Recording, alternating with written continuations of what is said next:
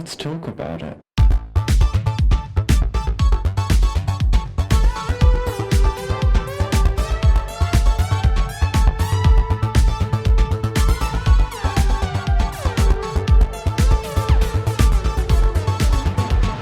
Hello and welcome back to Thicc Radio, the award-winning podcast where we talk about gaining, feedism, and everything plus size. I'm James. And I'm Tim. So let's get into it. Today we're continuing our series of dinner table talks. We've got a few guests with us, and I'm going to let them introduce themselves. Hi, I'm Rylie. I am super excited for this today. Happy to meet all these women. I'm Hayley, aka feedist Daddy. I've been a feedism content creator for about 3 years. I was on the podcast a couple years ago, but this is my first roundtable discussion with other BBWs. Hi, I'm the leahbubu. I am really excited to have another chance here and of choice be joined by others, and I look forward to the discussions. Wonderful. Well, listen, ladies, thank you all so much for joining us today. Today, y'all, we are putting together this very special episode for International Women's Day, but of course, we couldn't do it without our gorgeous BBW, so it is, of course, International Big Beautiful Women's Day, and we're here today to celebrate with some of our gorgeous, big, beautiful women. So, with that said, we have our gorgeous gaggle of gals here to chat with us today, and I think as a gorgeous place to start, I'd like to put it to you all girls. What does International Women's Day mean to each of you personally? I guess to me, the overall is very thankful for every woman who's stepped up and made our independence possible, but also like the individual small things that women do for each other all the time. Like throughout my life, there's been so many women who have motivated me and guided me. So I'm very thankful for them. So I think honoring, our mothers, our grandmothers, our neighbors, our friends, I think that's very important to do, as well as the people who are, fighting for our rights as well.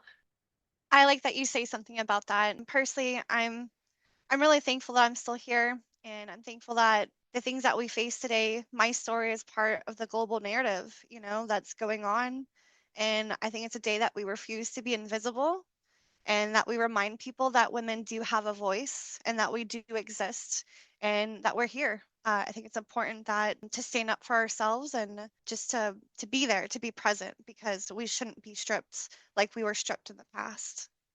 My take is a little bit different than both of yours, and it's interesting to hear other people's perspectives. And definitely, I think even this community in general, building each other up and just seeing so much support from other women and other BBWs is super positive. But I don't know if to me, when I hear International Women's Day, the first thing I thought is it can be kind of patronizing in a way. Oh, we need to make a special day just for women. It needs to be you guys can have your day where we're just oh, women are great and blah, blah, blah. Almost there's an added fluff to it versus maybe thinking and talking about the real issues. But maybe that's something we can bring into this episode and go more into the things that are more negative involving gender issues or things involving women. I think there's absolutely room for all of that. One of the reasons why we want to have this episode and grant space to our women to have a place to speak is because these things are really important.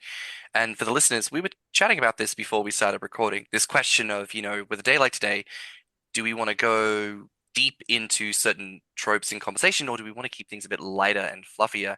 And as we said, we want our women to feel absolutely all the power and authority to take the conversation wherever they feel compelled to go. So for anyone listening today, if you're in the spirit to keep things light, please do so. And if you want to take the opportunity to take things to a more serious place, also feel the power and the freedom to do so. That's our pleasure to have you all to do that with us here today. So please, go forth. Yeah, I think having those conversations is important too, because if we just always come at it from a perspective of oh, this is positive, like, yay, women power, like, that's great. It's like sometimes the like actual things that women want to say get like glossed over. Sometimes we feel like, at least for me, like, oh, I can't say that, like, that's too controversial, or I should just like keep it like people pleasy and say like the thing that, you know, other people would want me to say or something. See, and that that is exactly what we have been trained to be. And that's what I get in trouble with my relationships because I'd be like, "Oh, you want me to obey? You want me to be obedient?" I am a brat. People think they want to be with me until they're with me. You know what I mean? Because it takes a strong man because I'm stronger than most people from what I've been through. Because as a woman, I have faced so much trauma. And when I start dating these men and start telling them about what I've been through and the strength that I have, they start realizing she's stronger than me. Yeah. And I think like it really gets to me like people don't talk about things. People like I literally was just talking about a new guy I'm starting to like talk to. We have our first date tomorrow, but he's like, he's like we know like people like women, specifically women go through a lot of trauma, you know what I mean? But he's like I had really no idea the true trauma that many women go through for their day to day today. And I mean, don't get me wrong, men face it too. I'm not saying you don't, but I'm saying it's glossed over for women. I was just going to say, the fragility of man's ego is like so, like and I realize I am a man, and this might be. I mean, I'm trying to be like not ever let anything come from a biased perspective, but like I understand like how frustrating it must be to know that a man's ego is so fragile that it has to be consistently stroked in order for his internal balance to be maintained, yet yours is expected to go through so much trauma, and you're like you said, you make yourself quiet about it. And it's just I've never understood this. I think I shared, I in a previous episode, I grew up in a religious cult, and it was allowed. It was glossed over. It was put on the child that it was my fault. How is it my fault as a non-vocal 4-year-old? You know what I mean? I see more men speaking out in today, and that actually makes me really happy. More men are acknowledging the lack of rights that we are being taken away, being restricted, the things that are coming for us potentially, the things that we face. I do like that a lot more men are acknowledging it. It's becoming a lot more aware because we are speaking about it. Yeah. And just kind of like what you said about how you'll date people and then they'll be like, wow, I didn't realize like all of this happens to you, or like they gain another perspective when they like see a look into your life. And I think about my boyfriend and kind of like a similar thing where like dating me and like that I'm a content creator, he sees like the things that men will message me and like the things men say, and he's like, wow, like I didn't realize that it can be like so much and like so crazy. Like a lot of guys will hear like, oh, all men do this, all men do that, and they'll like get a little bit offended, like, well, I'm not that way. It's like, yeah, you're not that way, but then there's like 100 men in my DMs saying the nastiest things. And yeah, that just comes with the territory of being like a sex worker in general. Like there's always going to be bad people, but I think in like feedism and at least like I don't know, in my side of the community, it's a lot of like most of our audience is men and like straight men. And like it's very much like us women, feedies, feedism content creators, and then the group of men just like screaming at us from the audience. So that can be like a lot, It, but that's a whole nother like layer to the whole conversation, you know? Yeah, I totally can relate to like the men like screaming at you and like telling you what they want all the time. And it's like one person has this opinion, one person has that opinion, and you're like, just let me be me. And on another thing with what you were saying, Leah, like we definitely need to like men need to hold each other accountable. Like if they see something, they should say something. Like that's your bro, like tell him what's up because If not, then why is he your friend? If you believe this, maybe the people surrounding you should, you know, you should try to influence. Mm.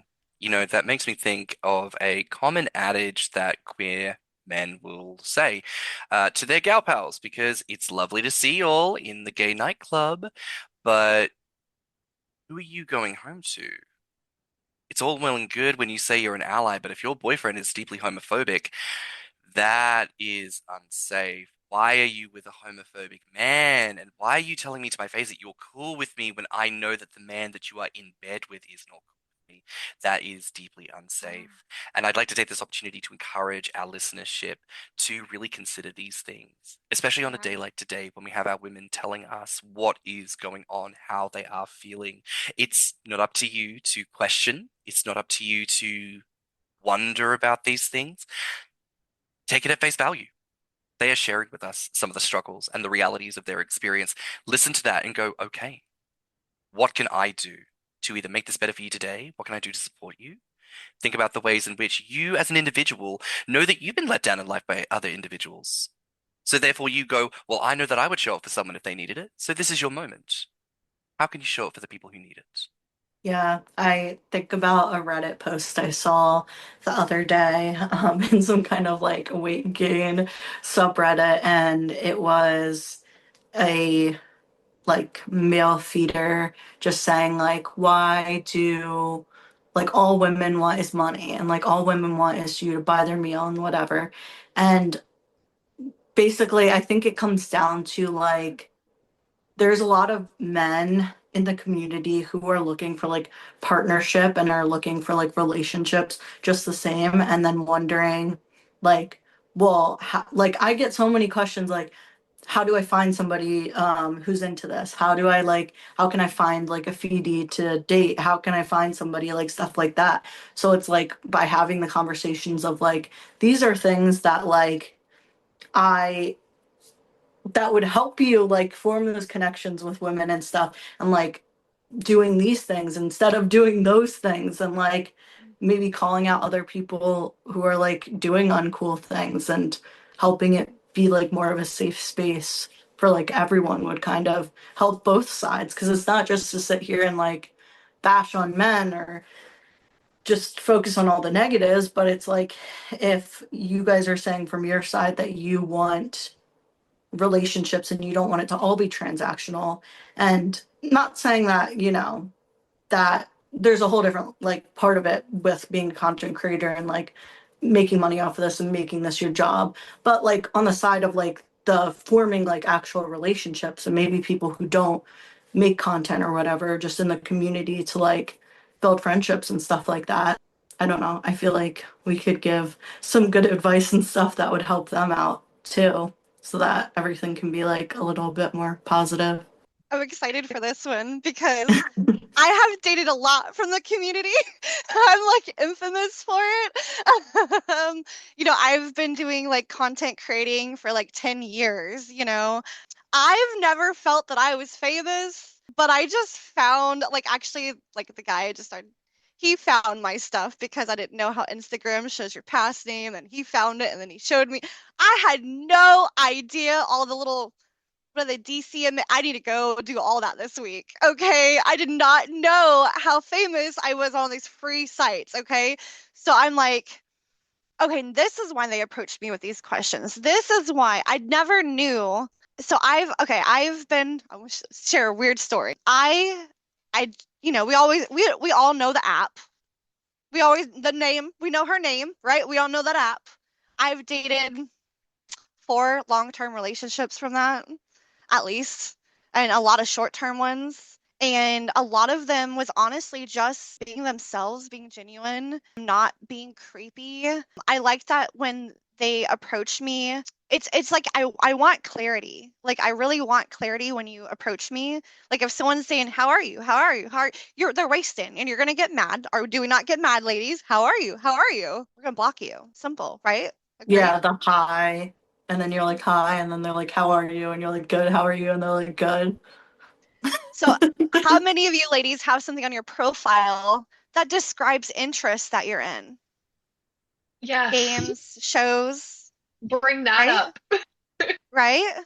How hard is it to say, see, I am huge. Okay, I'm so passionate about Star Wars and Stargate and Star Trek. Like, I love all three of those, but my top ones are Stargate and Star Trek. So that's all it takes is for one of those nerds to spark up a conversation with me about that. Hey, who's your favorite character? I saw that you really like this so and so. Which one did you like? Do you like Deep Space Nine? I really like this character and this is why. And it makes me want to explain why I like a character because they explained what character they like and why they like it. I'm like, oh, well, they put on this work for an intro and to message me. And I get excited. I'm like, okay, let me write back. Like that's where like instantly you hook me. This sounds Instant. familiar. Like James, I have experienced this on some of our social media It's platforms and it's quite mad, isn't it? And I'm almost certain, Haley, in one of our interviews, it was that conversation on like so many men will probably tune in wondering to Yeah. themselves like, how do I land me the gorgeous feedy? And I don't mean to oversell the notion of how simple it is, but when a bitch puts in the profile, I like these things, you could just ask about those things. And Yeah. and in fact, let me make it even simpler for you. Because if you're the kind of person who goes, I don't know anything about those things, or maybe I'm not a fan of those things, what do I do? You make it very simple. Hey, hope you're having a really lovely day. Listen, I just came across your profile. I see you're interested in Pokemon. I've never actually watched an episode of the Pokemon series, but you know what? I know there's a whole bunch of them. Which one's your favorite? I hope you're having a good day. Boom. Come on. Like, you can be inquisitive. You're meant to care Yeah. about the people that you say that you're interested in, right? Like, could we not give some sense of indication that you might be interested in learning about the people who you've reached out to show some interest in?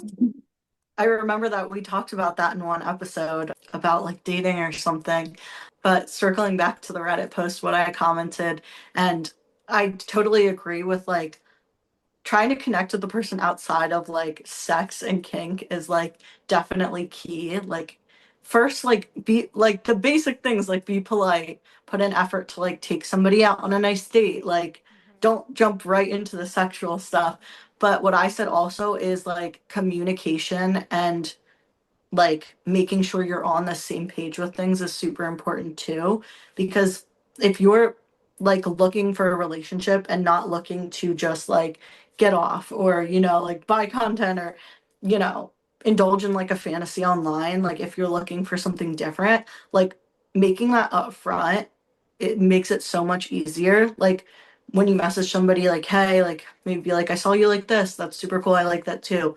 I'm looking to like connect with people outside of the kink and like just meet people in the community, whatever it is that you're like looking for, being more upfront about that I think is important because there are like we have to acknowledge there are going to be people on there who are just like scammers who are just like they heard that I can come on here and I can get money from people and whatever, and then there's the other group of people who it's like okay, this is kind of our job and like we're here to sell service, and like I do want to build relationships with people in the community and like customers and stuff and like have that because like it's more fun if like it's something you can build over time. But I don't want to give anybody the illusion that like this is going towards something that isn't that, if you know what I mean. Like I have a strict rule, like when people say I love you, like I don't say Mm-mm. it back because there are people out there who really feel that way, and I don't know how this person is perceiving that. So it's very important. Like I don't do that with my fans because like yes, I appreciate and I love my fans like as a whole, but like I would say that to someone because there's definitely men who I, I hate to say it, but they're lonely and they want to talk to you, and I'm cool with that, but like you have to know that there's like a boundary when I'm at work. If I'm on a dating app, say, like the one I think the one you were talking about. I actually made a post on there like a month ago saying if you're gonna message me, how much do you weigh or how big do you want to get? Like, I'm not gonna respond to you if it's a dating app. Like, it's just not gonna happen because like if you were on a normal dating app that maybe wasn't for like kinks or something, the first thing you're not gonna say to them like how big are your tits or something. Like you're just not gonna say something like that. So why would you ask me that? I think it's very important to just be a normal human being and like learn how to communicate. If you feel like you can't have a normal conversation, like there's things out there for you to like learn how to have a conversation with someone, how to talk to someone about what they like, what you like, and how to integrate. Communication, I think, is lacking a lot. This is when you can, maybe book a video chat with us, gals, and we can give you some personal hints and give you Yes. some practice, We should some create like a girl on dating girl, advice. you Yeah. know? Dating advice I've I done want to it. sessions. I've done it. You know what I mean? So like I it is. went on a sorry. I went on a date with someone recently and he's like, that's what you could sell, how to date a feedie. Like content, like on how to do that. I'm like, really? Is there a market for that? And he's like, yeah, Oh, probably. absolutely. Girl, even on the gainer side of this shit, right? Like it is incredible. Okay, I don't know what it is. Like I understand, like as we're talking, yes, there's absolutely like a category of humans who like don't have the social skills, and like that's where the cock up happens, and like you can learn, and like sure. But there is also something to be said that apparently perfectly normal human beings are like just cruising along in life, doing totally fine, and then they enter a kink space, and then they just yeet off the cliff into Yes. utter madness. And then you're just like, what happened to the fully adult, I matured think there's something human? about a kink that just activates the lizard brain or something. And maybe it only happens in men. Maybe we're so hormone driven that we just revert back to cavemen the No, minute we do you know come into what? Do you know kink what, baby? space. I'm gonna But say this. I'm gonna say this, right? And I feel like you and I can say this as people who were raised and coded as men. And we know this to be true, right? Men are not raised to be men. Men are excused to be men. Okay. yeah. When you think about this, because like I grew up as one of two boys in a 5 kid household, three girls, two boys. I know good and goddamn well, like it was never put to me certain emotional needs and expectations as regards to my siblings. Certain things were never put to me. Things that when I left home and was trying to be an adult for the first time, I was truly sat there going like, well, wait, how do I fucking do this? I had no clue because I'm a kid. I don't know what I don't know until I'm an adult, and I know that if I don't do it, it doesn't get done. And so I'm sat there going, well, how was I supposed to learn this? When was this supposed to come up? Because those things aren't being taught.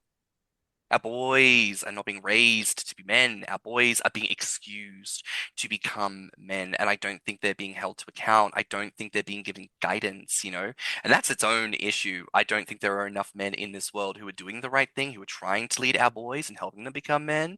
But I do just want to say, I don't lean into the nature argument one bit. I don't give it up for none of that. No, ma'am. No, if you are a I boy who hate that. if a boy acts a fool, that's choice. And it's an action, it is a learned behavior that can be unlearned. I refuse to believe that there is a nature aspect that makes any action of his being a not good person out of his control. I think every boy and every man can learn to do better. So I think a feedy dating service, a coaching service would be fucking fantastic, girls. Do that. Matchmaker. I don't know. Maybe we should start a podcast series, y'all. Like maybe this might be Yeah. a good idea here. Girl, come on. Like 3-part series. The Bachelor. Ooh, We could do pop the yes. balloon. Bachelor for feedies. Oh my God, that would be a great series. Oh, but I was gonna bring up what you kind of struck a note with what you just said, James. So you said something about I don't know exactly what it specifically was, but it made me hit a note about like single moms and like having to raise like boys with like girls and like how honestly it's sad how this is where it's gonna get political. There's a lot of single poor moms that they have to be like single moms for benefits. Our system is set up in a way it is punished to have a father figure and their father in the home. You know what I mean? Yeah, because And they'll take both so of your incomes into account. Like if you're living, if you, especially if you're married, then you can't separate it at all. And then they're like, oh well, between your two incomes, which would probably only equal what, maybe $50,000 a year, you should be able to raise four Well, kids on that. if I may, Riley, are you happy for us to defer to you on this one? Would you feel comfortable with that? Sure, yeah. We can Please go talk. ahead.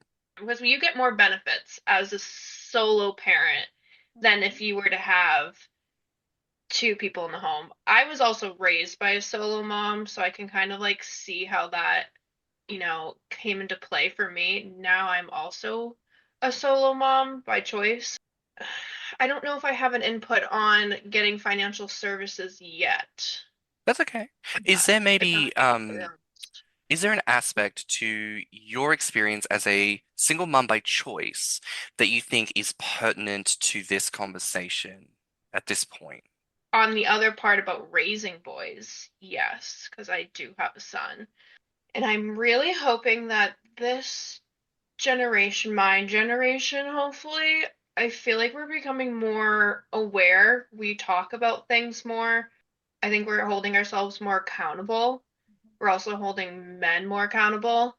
I think even 10, 20 years ago, we weren't doing that. So I'm really hoping we see a difference in like our men in the next like 20 years or something. I don't know there's going to be a huge difference, but we can hope with the women now that are raising these boys and that are eventually going to be men. Let's hope that they have the tools that they need to properly do that and that they're not influenced by a man that, you know, doesn't I is not with it. I think I see what you're saying because like there's a lot of like I don't want to like they use like I don't want to say that word, but like a lot of people that are, we're a lot more aware of things that are going on because we went through it because there was a time where this was happening and those that experience when things were like that, we have wanting to then teach differently to our next generation. We want better for them. We want to teach them better.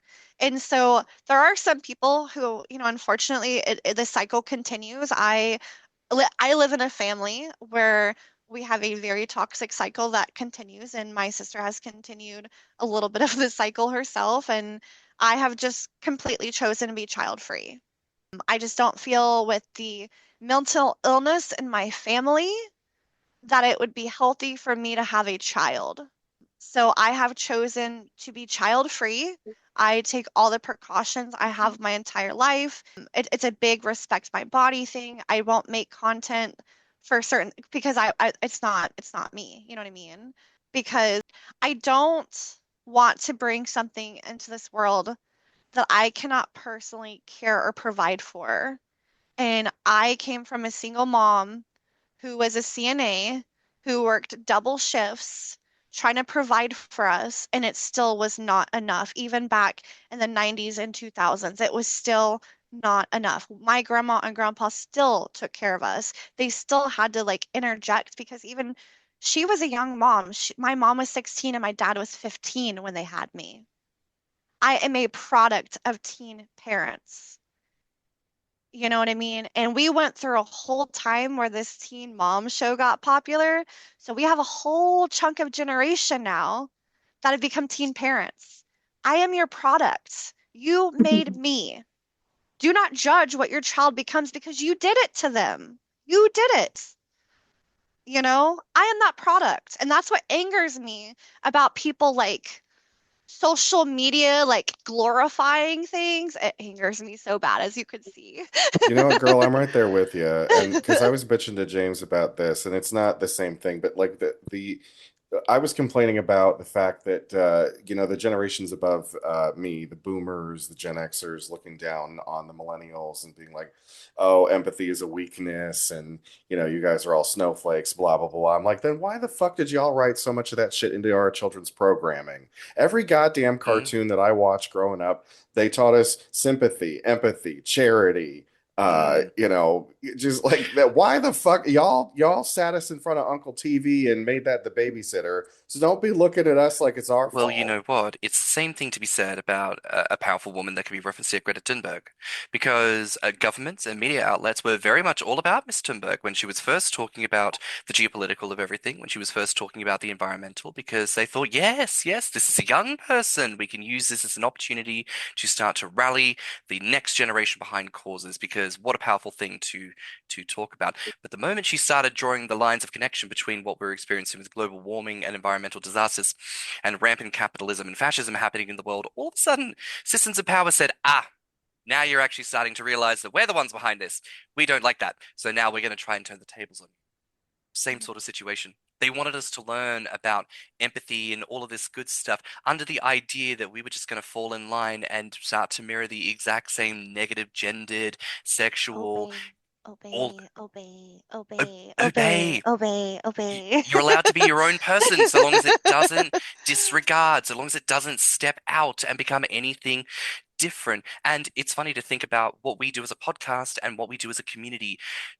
When you think about revelations that Jeffrey Epstein had a hand in every major fashion outlet that was behind the idea that girls need to be anemically thin and shaved hairless and need to be young and look like children. So, I had that theory, like that's why go! my Isn't it like just secret conspiracy is Ah! that like it's not just it's like be as skinny as possible, even if like you don't have boobs, you don't have a butt, like yeah? just like eat as little as possible, be the smallest size Because they want you possible. to look young, they want you to That's look what as I underage think. as possible. But there's evidence now here with the Epstein files. And so consider this, y'all. Consider this, our dear listenership, and especially our women tuning in today. This is what society has been trying to pump at us since at the very least the 90s, okay? Therefore, an act of obesity in this day and age is an act against all of that bullshit. Therefore, to pursue gaining in fetism is to be actively anti-pedophilia and actively anti this establishment who is trying to get us the fuck out of here. Y'all, get Yes. fucking fat and fuck these bitches trying to make us look any kind of way. God damn it! Ugh. And Oh, that is yes. the power of the women in this community. God damn it! Ugh. Yeah, I feel you, James. Ah, I've yes. I've had that like because I don't know if I brought up the idea or someone else brought the idea, but like men are like animalistically, it's like you are attracted to a woman who is like going to birth you good children, like on a biological level, or how we're programmed, like big hips, like you have like boobs, big boobs, like butt, like birthing hips and stuff. That's Uh, like Venus of Willendorf, I think, is the model, isn't it? It's like the oldest uh, uh, uh, idol that we've ever discovered as humans of something that depicts yeah, that humanity. statue thing. And she Yeah. has the biggest tits and ass you have ever fucking seen. And she dates back like 50,000 years or some bullshit. Venus of Willendorf, if you haven't seen it, look it up. But it's true. Like the oldest model we have found that represents the human body is a big, beautiful woman. Goddamn. And it's Yeah. it's crazy because like I was even taught again religious cult teachings, trace it back to the Cobbites, you know what I mean? Crazy past. But it was really interesting because they excused a lot of it, but man, it's okay, so they try to teach us to cover ourselves, right? Wear long sleeves to our wrists. We weren't allowed to wear pants. We had to wear skirts. Yet, your religion okayed what you did to us. You know what I mean? And then I also got to circle back to what Tim was saying about the whole shows. I really got to mention about that. Think about what we were said. Bambi, right? What happened to her? What happened to parents? Dead. What happened to little? What was that little was that dinosaur? The one with Oh, the Land The Before Land Before Time. Time? yes. What Yeah. happened to the parents? Right? Dead. Oh, Yeah. yeah. The Okay, horse in we can keep Neverending thinking of Story. more. Yes, Drown. there you go. Death, death, death, death, death. They would attach us to something and rip it away from us every time. We were taught in stories in our Disney movies to live a life independently, even without parents, a lot of those times.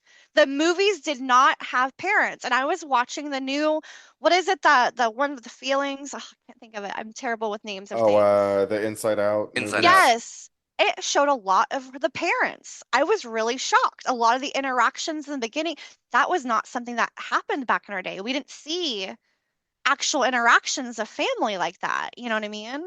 And if we did, our like the father figure, because it was always the dad that was left alive, was either like an oppressive force that you had to escape, or was a bumbling idiot that you pitied. Now, that's a really good point. That's a really good point because there was God, and I cannot remember the name, but there's a TikTok user who they have a dissertation in feminine relationships. And it's very fascinating because it's a lot of conversations around the ways in which marriage and dating is portrayed in the media. But one of the things they reference is that if you look at a lot of rom-coms and they take, like, for example, 27 Dresses, right? The Katherine Heigl of it all. What is her story? Where does her story begin? Mum's dead and dad's very sad. Dad's very sad. Mm. And this daughter, who is a child, is coded to have to be more mature to take care of the father, who doesn't matter that he's a grown man. And like, look, don't get me wrong, I haven't had the experience of having had children and then having my spouse die. I can imagine that's traumatic and we all need a good cry. But like, then the movie happens, the montage of she's a child and now she's a grown adult. And like the man is still useless. The man is given permission to be, oh, I don't have my woman, my wife, to take care of me, to be my emotion system, so I will simply transfer that responsibility to my child, who I will raise to have to try and manage everything for me. This conversation thus far, like society really does give men permission to do the least. And of course, just sort of looks at the women around to go, you'll pick up the tab. You'll Mm. go on, just another another bag on the shoulder, why don't you? Just go on, carry that too and move forward and give this poor man the opportunity to have it easy. Yeah, it's quite mad to really consider the ways in which even today so much of society does not want to give women space to breathe, to operate purely and ethically for themselves, free of anything else that goes around when it comes to men.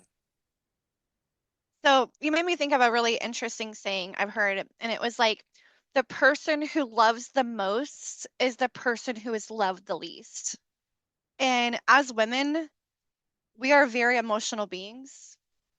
We are not driven by, I mean, we do still have primal. I think primal, we all have primal, but we are not visual as men are. We're not as like sexual. I mean, we have capabilities, don't get me wrong. We have hormones. We have experiences that change us. I'm personally BPD. It has changed my sexuality and things that I do personally. It really impacts things, you know. Sorry. No, don't be sorry at all.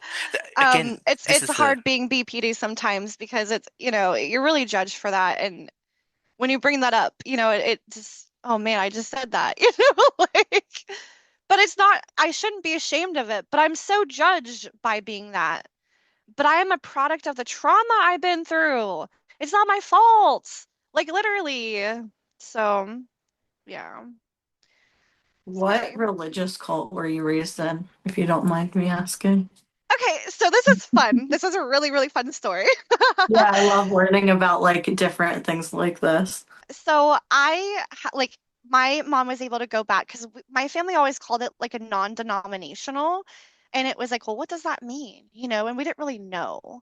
My family was very secretive about it, and as like we got older, like a lot of the elders like passed away, and we practiced it less, of course, you know.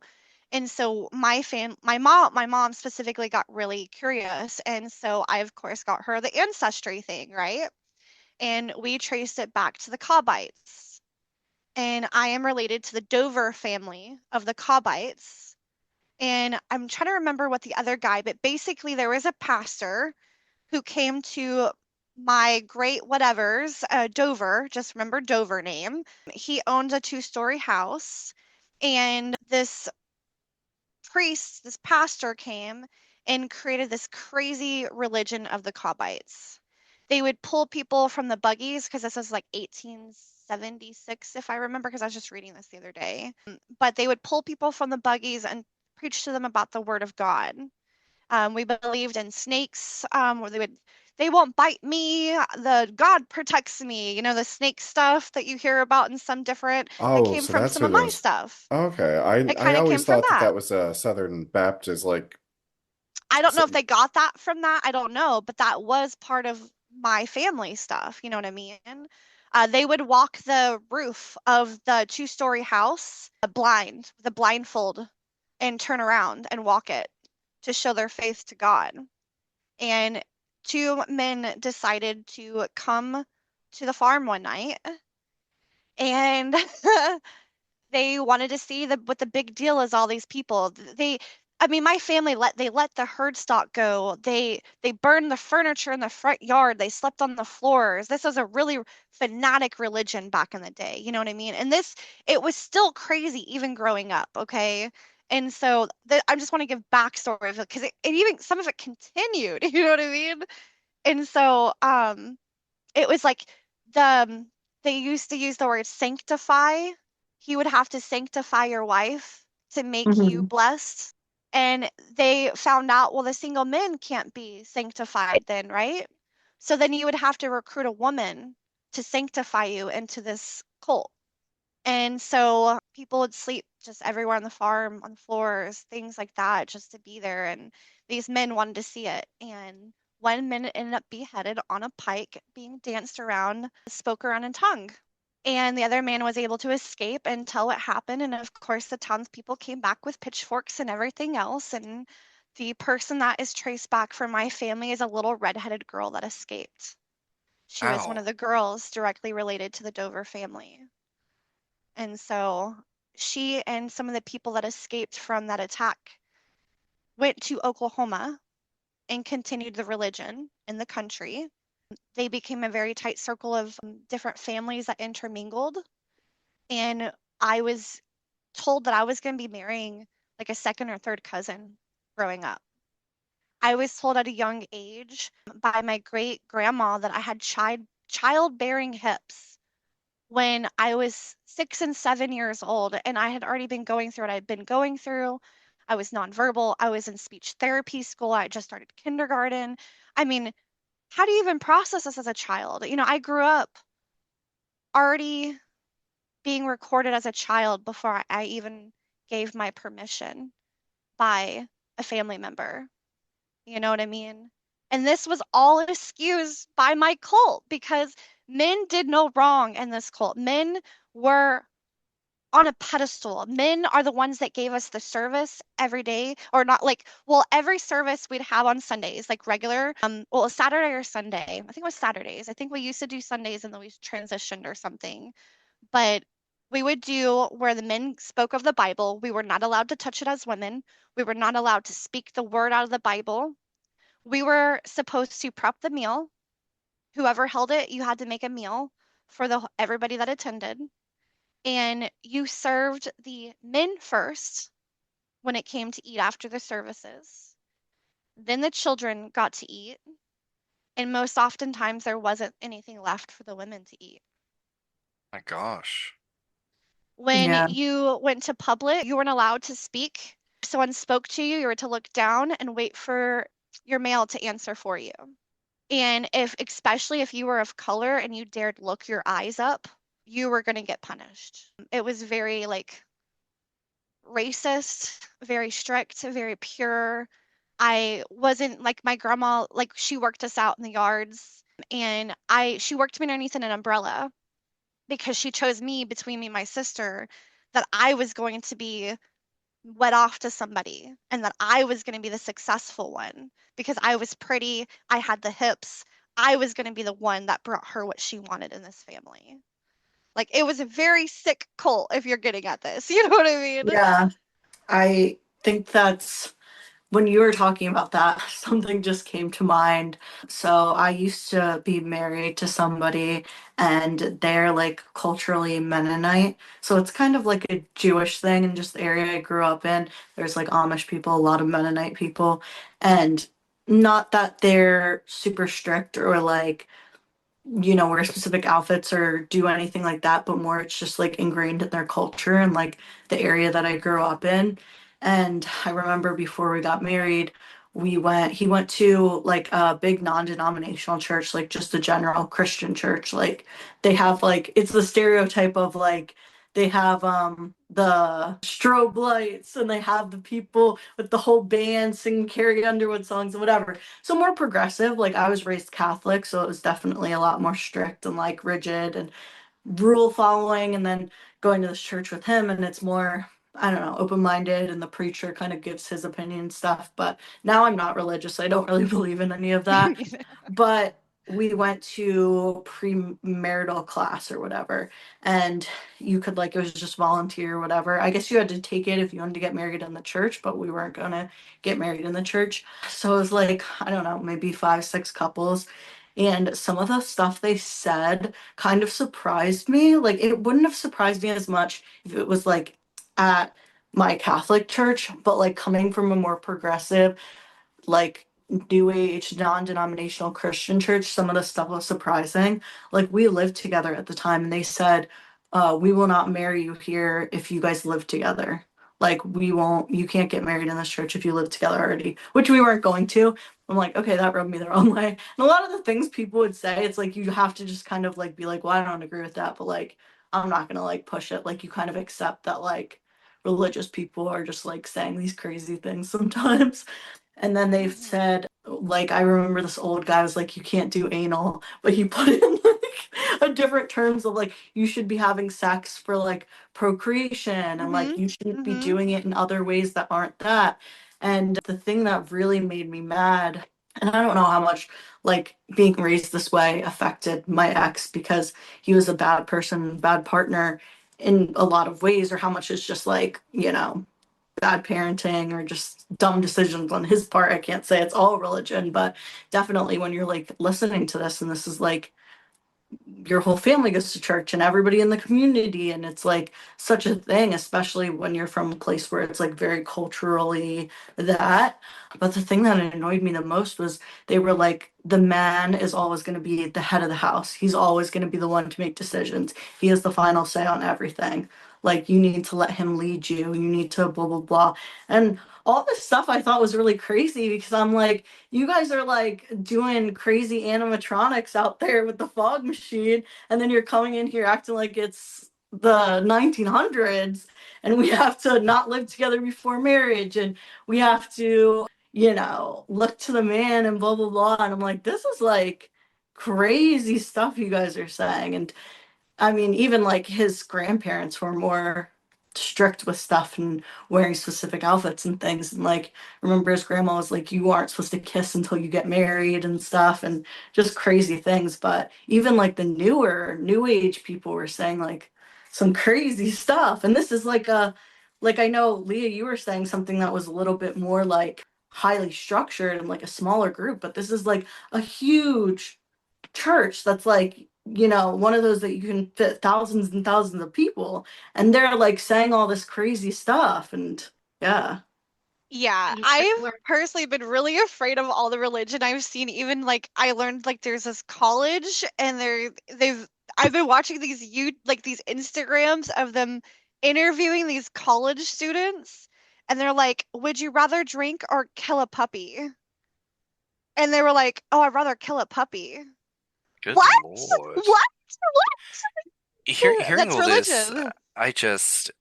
it reminds me of my church days, and I th obviously I contextualize this through my own queer liberation. Like I'm so thankful for queerness because it helped me to step away from that and understand that there is so much more to life than just this hegemony, this idea of subjugation and rigidity that is so foul for so many people. And something that really comes to me when I look at the three of you and when I consider other women that we've got the chance to interview and the perceptions within the fetus community, there is so much strength and power that comes from individuals who say, I am taking full command and control of my body for my own sense of self. And if you enjoy it, lovely. But this is for me, and this is about me first and foremost. Like the sheer power that exists. And Leah, you sharing your story and what you come through, and Hayley, same for you, and Rylie, the single mom, and just there's this constant narrative of the power of women and the ability to step above and beyond and into greatness even as men look on and act incredulous about it, like they're so shocked and surprised when actually everything you've gone through and you stand there in your power and it's so incredible. And like, I want to ask of each of you three here, on a day like today, celebrating y'all and celebrating women and women in our fetus community, what are the conversations that we haven't gotten to have yet that you really want to zero in on while we have the chance to? Let's go. One of you girls I go first. know. I was like, I mean, I could go for hours. I'm trying to think of something specifically. I mean, the world is kind of crazy with things like being more oppressed and, women's rights being taken away, and you can't, get an abortion in some states now, and stuff like that is crazy how the rules are changing and just not as much access to like those kind of services. And then They're also trying to like, push the SAVE Act through. It's already gotten through the House of Representatives. It's on its way to Oh the my yeah, Senate. gosh. This is That like the time to God. speak out now, like calling your representatives, like telling them how you feel. Right Yes. now is the time to speak out. They are suppressing media, like big media outlets too. So it's like very important that we are staying diligent and communicating with one another and telling the people that are in charge what we want and demanding it. I yeah. just I think my Like, biggest thing with the SAVE Act is they want to do this, but how do you plan on supporting the infrastructure to enforce it? That nobody can answer that. When I was in Oklahoma, we put off the real ID for years, and eventually we had to like we had to do it, and they had to pop up like independent like things and for weeks at a time, and we still were overloaded.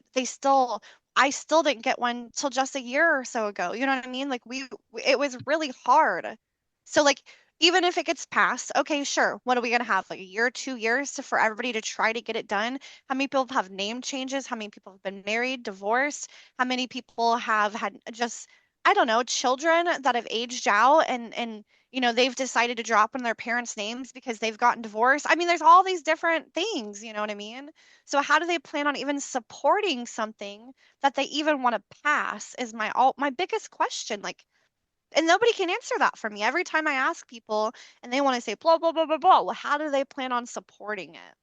I don't think they actually know how they're going to do it. They're just saying this is what's going to happen, and then it's just going to be shit. Because it's not possible. Yeah. Because it's not possible. And if you think about it, I don't mean to pick parties here, but what party do women tend to vote? What party are they? Women? no, it's Democratic, right? It's Democratic.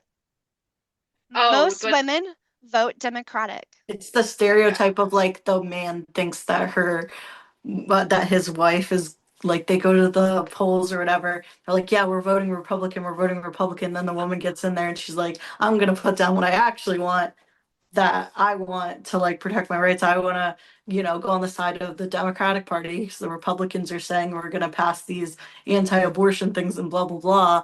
And then not wanting to say that to her husband or whatever. I have been abused for my vote. I've been forced to vote against my will against somebody personally. Think about how many women with children, how many people are scared right now. And had I not been strong enough this time around, it's scary. It's hard because I think that's been the hardest part because my heart goes out to all the women out there right now. God, I'm getting emotional. That are trapped in a situation where they can't disagree. They want to disagree, but they can't. And people say, well, it's easy. It's easier said than done when you're in a situation where you're financially dependent and things, where your family, maybe they've died, maybe they've disowned you because you've chosen this man.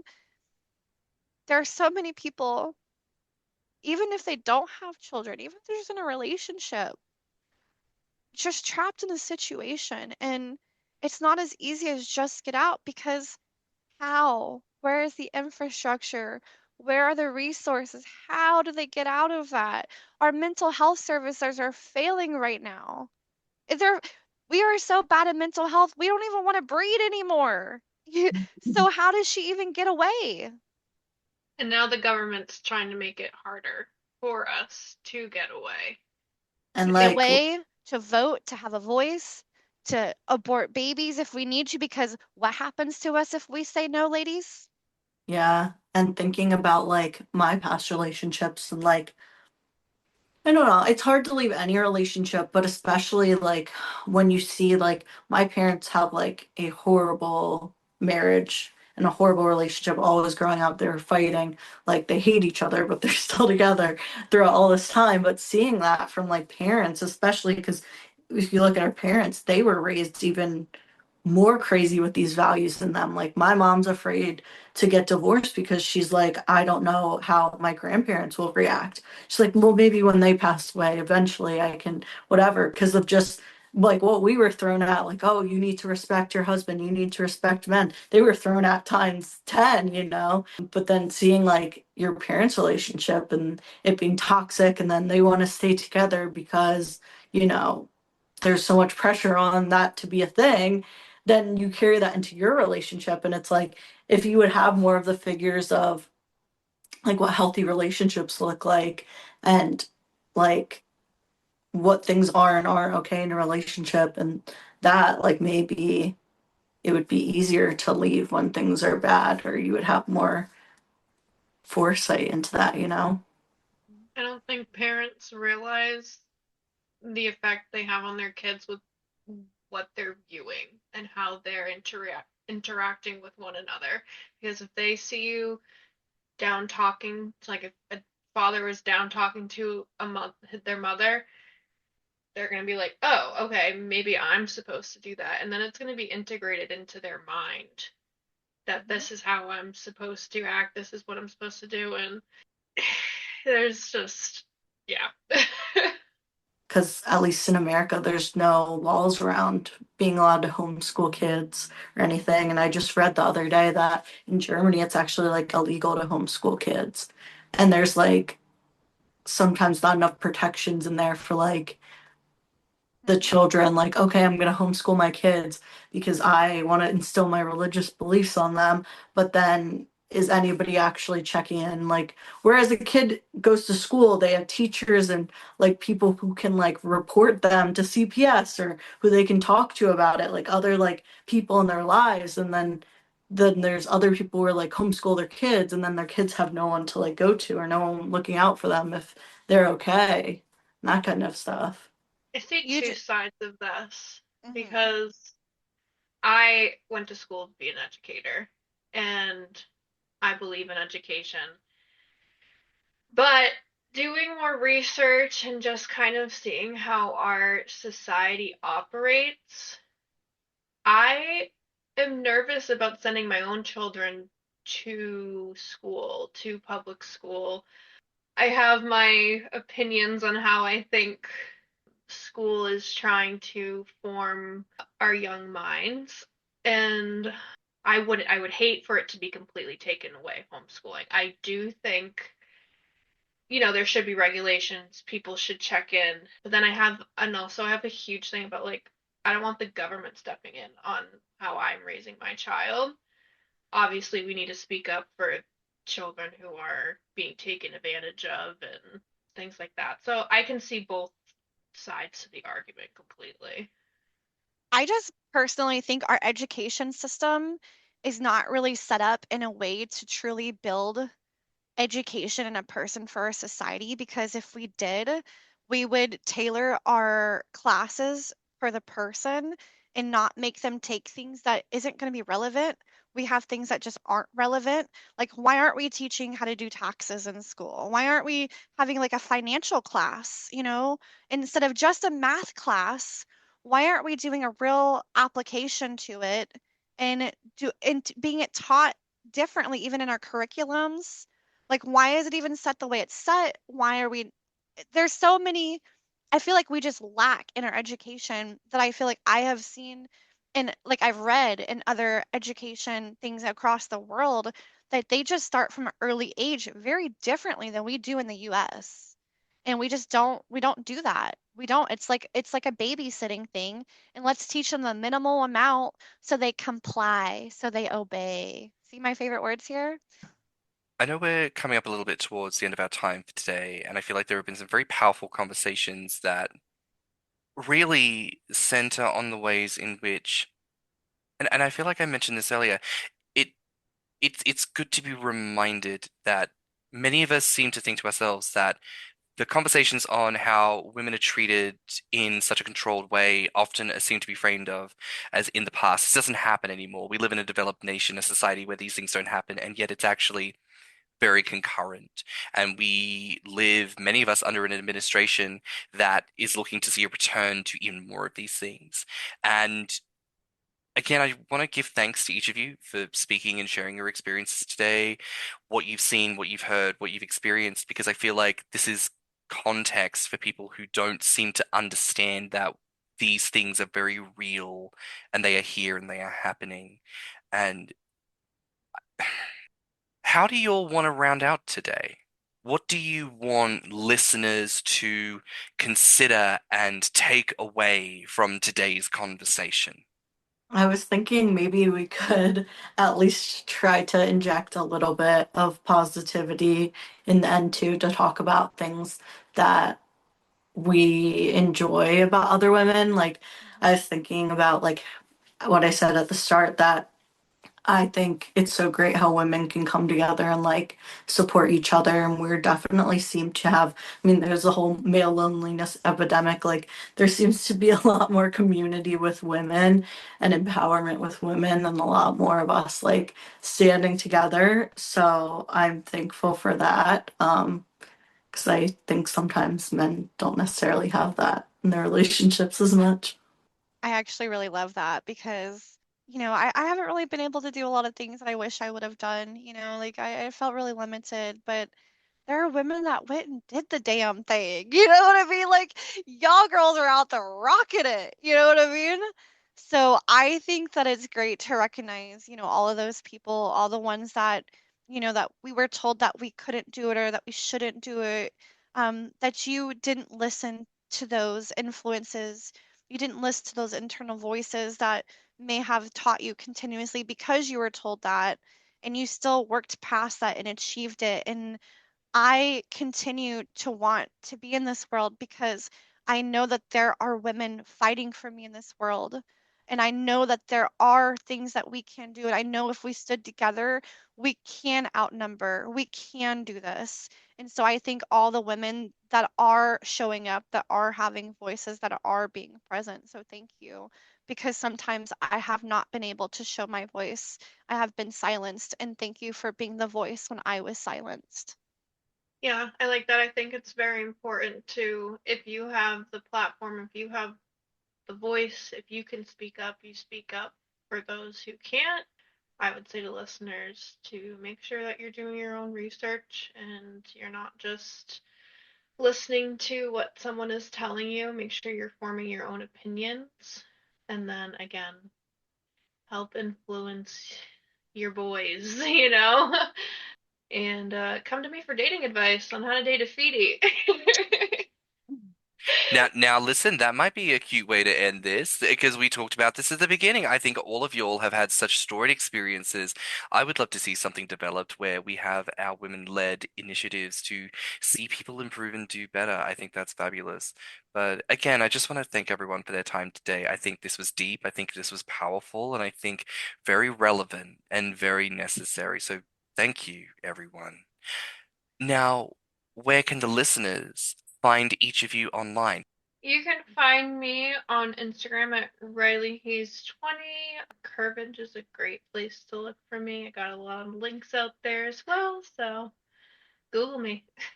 Yeah, if you just Google feedist daddy, a lot of things will pop up. But on Instagram, it's feedist daddy with 2 Y's and an underscore. On Curvage, OnlyFans, Twitter, Tumblr, Reddit. Well, you can find me at theleahbubu on Instagram and TikTok. My journey has changed a little bit in the community, but I am still very present. I still find my community very much my friends, and even though I've gone through a different journey, I'm still here. So, hi guys. Bye guys. Oh my goodness, what a powerful episode. But that is a wrap now here on Thicc Radio. Please remember to like and subscribe, rate us 5 stars, and leave us a good review. Now, if you liked this episode, the podcast, our guests, or just us in general, please share it with your friends and encourage them to tune in. You can find me on Instagram and BlueSky at stannnum. And you can find me on Instagram at thiccymouse and Grommr at Orpheus. You can also find us on Instagram, YouTube, and TikTok at Thicc Radio, or visit our website at podpage.com/Thicc Radio. If you'd like to become a financial supporter of the show, you can donate through our PayPal, and you can always email us at thethickradio@gmail.com. So until next time, bye, Fats. Bye, Fats. Bye, Fats. Let's talk about it.